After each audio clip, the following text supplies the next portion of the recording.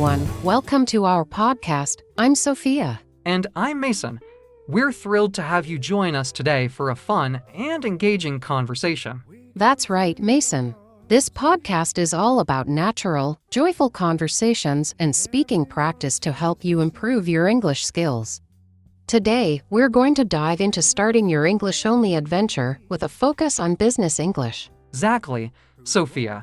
Whether you're in a business setting or just looking to improve your professional communication, today's episode will be full of useful tips and phrases. To kick things off, let's imagine you've just started working at a new company and you've decided to spend the entire day speaking only English. Great idea, Mason. Let's set the scene. You arrive at the office in the morning. How would you greet your colleagues in English? Well, I'd start with a friendly good morning. And perhaps add a simple question like, "How's everyone doing today?" This helps create a positive atmosphere right from the start. That's a perfect start. Let's break down those key phrases. Good morning is a common greeting used in the morning to say hello. How's everyone doing today is a way to ask how people are feeling or what's going on with them. Exactly, Sophia. It's important to practice these phrases because they're very useful in daily interactions. Imagine starting your day by saying, "Good morning. How's everyone doing today?" to your colleagues. Let's repeat those phrases. Good morning and how's everyone doing today? Perfect. Now, let's move on to a typical morning meeting. You might have to introduce yourself if you're new. How would you go about that, Sophia? Sure, in a meeting, I'd start by saying, "Hi, everyone. My name is Sophia, and I'm excited to be here." Then I might add a little about my role. I'm the new project manager, and I'm looking forward to working with all of you. Let's break down some key phrases. Hi, everyone is a friendly way to address the group. My name is Sophia is a straightforward way to introduce yourself. I'm excited to be here expresses enthusiasm about your new role. Exactly, Mason. It's also helpful to explain your role briefly. I'm the new project manager gives people a clear idea of what you'll be doing. I'm looking forward to working with all of you shows that you're eager to collaborate. Let's repeat those phrases. Hi, everyone. My name is Sophia. I'm excited to be here. I'm the new project manager, and I'm looking forward to working with all of you. Perfect. Now, Mason, let's talk about some common business interactions. Suppose you need to schedule a meeting with a colleague. How would you approach that in English? I'd say something like, "Hi, colleague's name. Do you have a moment to discuss our upcoming project? I'd like to schedule a meeting sometime this week." This is clear and polite. Let's break down some key phrases. Do you have a moment is a polite way to ask if someone has time to talk. Discuss our upcoming project indicates what you want to talk about. I'd like to schedule a meeting is a direct way to propose a meeting. Exactly, Sophia. Adding some time this week helps specify the time frame. It's always good to be clear about when you'd like the meeting to happen. Let's repeat those phrases. Do you have a moment? Discuss our upcoming project, and I'd like to schedule a meeting sometime this week. Perfect. Now, let's move on to handling a phone call. Answering the phone in a business setting can be a bit nerve-wracking if you're not used to it. How would you handle that, Sophia? I'd answer with a polite and professional greeting. Good morning, this is Sophia speaking.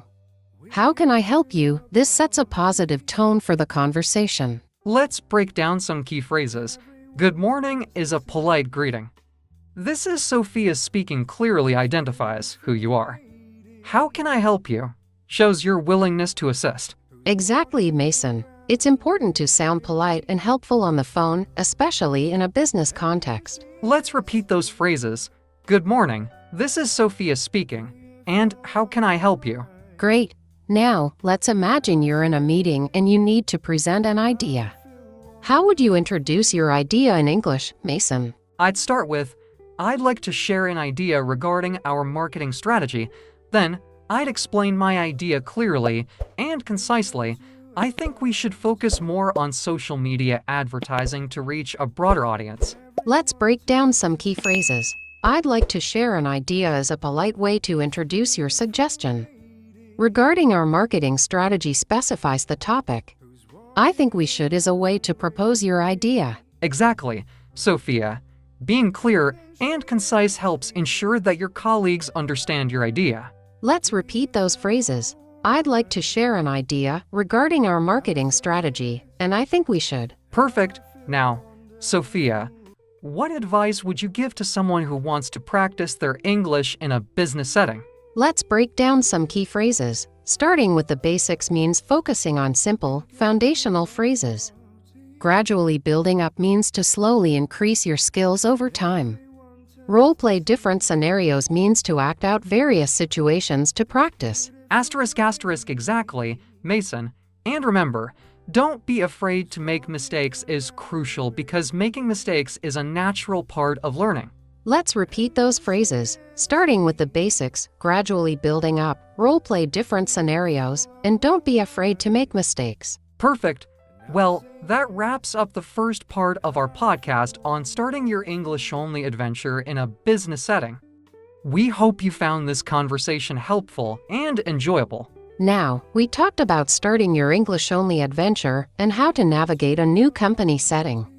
Today, we're going to discuss something very exciting: growth and achievements in the business world. Exactly, Sophia. Whether you're celebrating a personal achievement or a company milestone, discussing growth and achievements is an essential part of business English. We'll dive into useful phrases, expressions, and some storytelling to make it more engaging. Let's start with a scenario where you're sharing your recent achievements with your manager. Mason, how would you go about doing that? I'd begin by highlighting the main points. I'm pleased to share that I've successfully completed the marketing campaign project ahead of schedule. Then, I'd add details. We managed to increase our social media engagement by 30% and gained 500 new followers. Let's break down some key phrases. I'm pleased to share is a polite and positive way to start. Successfully completed means you finished something well. Ahead of schedule means you finished before the deadline. Exactly, Sophia. Adding details like increase our social media engagement by 30% and gained 500 new followers gives specific information about the achievement. Let's repeat those phrases. I'm pleased to share, successfully completed, ahead of schedule, increase our social media engagement by 30%, and gain 500 new followers. Perfect. Now, Sophia, let's talk about how you can congratulate a colleague on their achievements.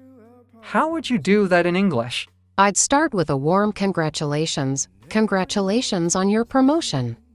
You've worked really hard, and it's well-deserved. Then, I might add something personal. Your dedication and creativity have truly paid off. Let's break down some key phrases. Congratulations on your promotion is a straightforward way to congratulate someone. You've worked really hard acknowledges their effort. It's well-deserved means they earned it. Exactly, Mason. Adding personal comments like your dedication and creativity have truly paid off makes the congratulations more heartfelt. Let's repeat those phrases. Congratulations on your promotion. You've worked really hard. It's well-deserved. And your dedication and creativity have truly paid off. Great. Now, let's imagine you're in a meeting and discussing the company's growth over the past quarter. How would you present that information, Mason? I'd start with an overview. I'm happy to report that our company has experienced significant growth this quarter. Then, I'd provide specifics. We've seen a 15% increase in sales and expanded our customer base by 20%. Let's break down some key phrases. I'm happy to report is a positive way to start. Experienced significant growth means the company has grown a lot. 15% increase in sales and expanded our customer base by 20% give clear, specific details. Exactly, Sophia.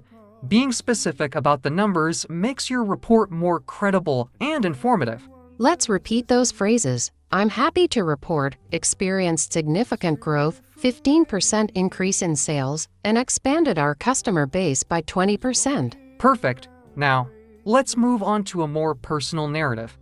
Sophia, can you share a story about a significant achievement in your career and how you communicated it in English? Sure, Mason. A few years ago, I was leading a project to launch a new product line.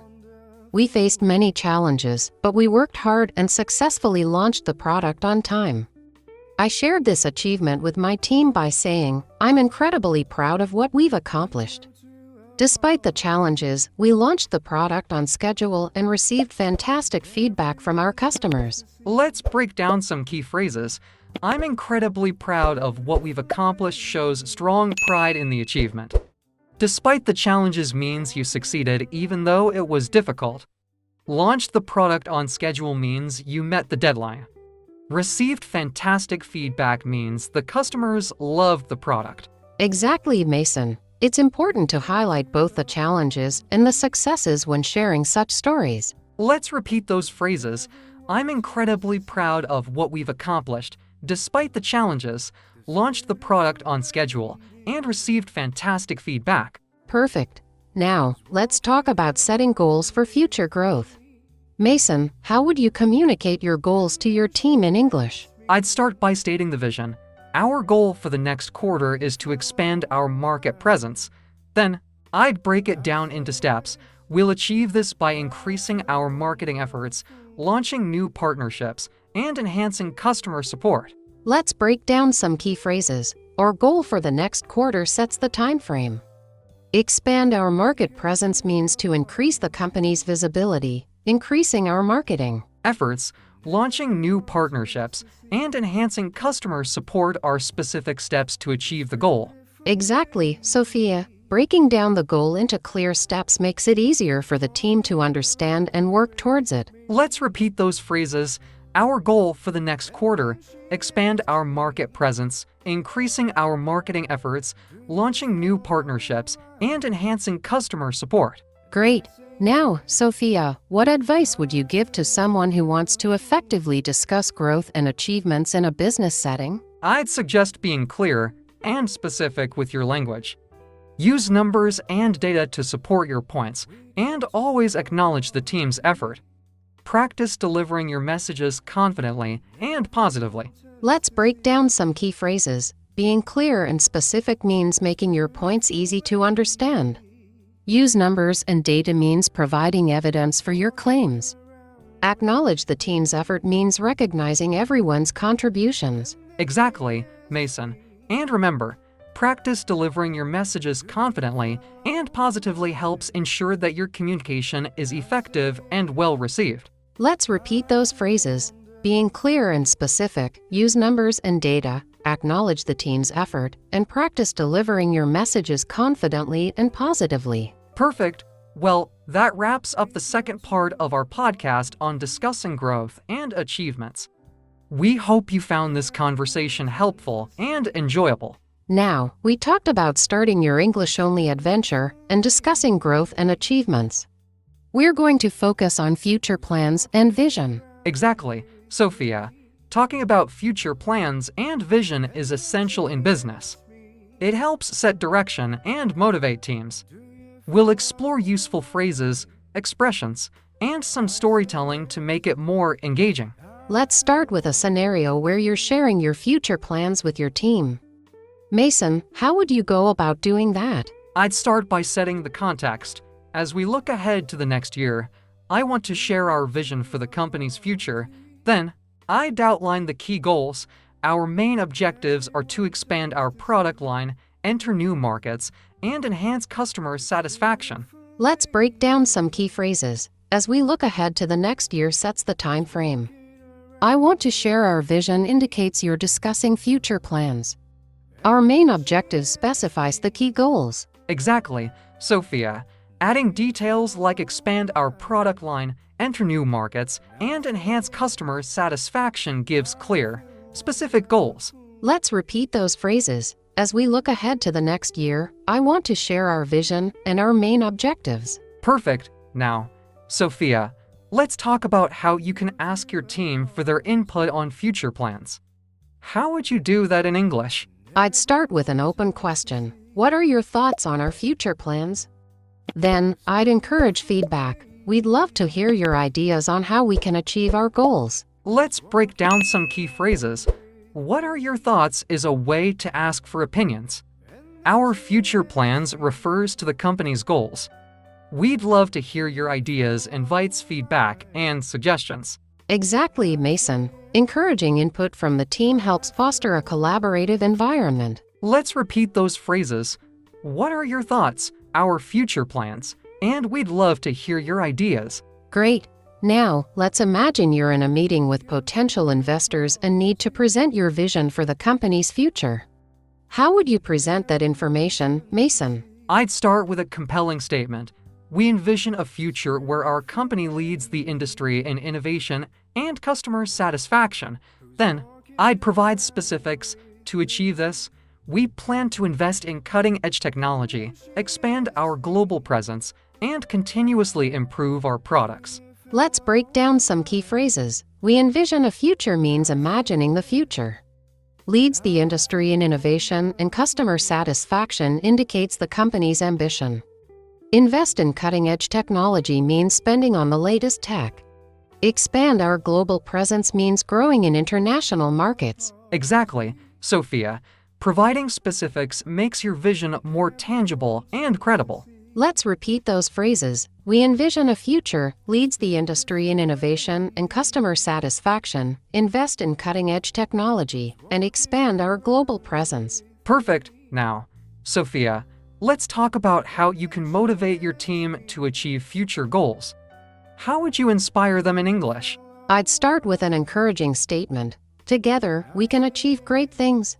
Then, I'd highlight the importance of their contributions. Every team member plays a crucial role in our success, and I believe in each and every one of you. Let's break down some key phrases. Together, we can achieve great things is a motivational statement.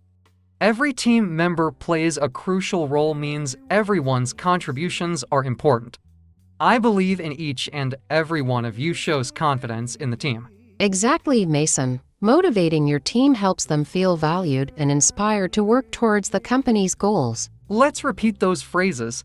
Together, we can achieve great things. Every team member plays a crucial role, and I believe in each and every one of you. Perfect. Now, let's move on to a more personal narrative. Mason, can you share a story about a time when you communicated your vision for the future and how it helped your team achieve success? Sure, Sophia. A few years ago, I was leading a team on a challenging project. We faced many obstacles, but I shared my vision for the project's success. I see us completing this project on time and exceeding our clients' expectations. I then outlined clear steps to achieve this vision. We need to collaborate closely, stay focused, and support each other. Let's break down some key phrases. I see us completing this project on time is a clear vision. Exceeding our clients' expectations means doing better than what the client expected. Collaborate closely means working together. Stay focused means keeping attention on the goal. Support each other means helping one another. Exactly, Sophia. Sharing a clear vision and outlining steps helps the team stay motivated and focused. Let's repeat those phrases. I see us completing this project on time, exceeding our clients' expectations, collaborate closely, stay focused, and support each other. Perfect. Now, Sophia, what advice would you give to someone who wants to effectively communicate their future plans and vision in a business setting? I'd suggest being clear and inspiring with your language. Use vivid imagery to paint a picture of the future and be specific about the steps needed to get there. Practice delivering your vision with confidence and passion. Let's break down some key phrases. Being clear and inspiring means making your vision easy to understand and motivating. Vivid imagery means using descriptive language to create a strong mental picture. Specific about the steps means outlining clear actions. Exactly, Mason. And remember, practice delivering your vision with confidence and passion helps ensure that your message is compelling and effective. Let's repeat those phrases. Being clear and inspiring, vivid imagery, specific about the steps, and practice delivering your vision with confidence and passion. Perfect. Well, that wraps up the final part of our podcast on future plans and vision. We hope you found this conversation helpful and enjoyable. Absolutely. Remember to practice these phrases and words, and don't hesitate to use them in your own conversations. We'll be back with more in future episodes. Thank you for joining us today. Until next time, keep learning and stay curious. Goodbye, everyone. Goodbye.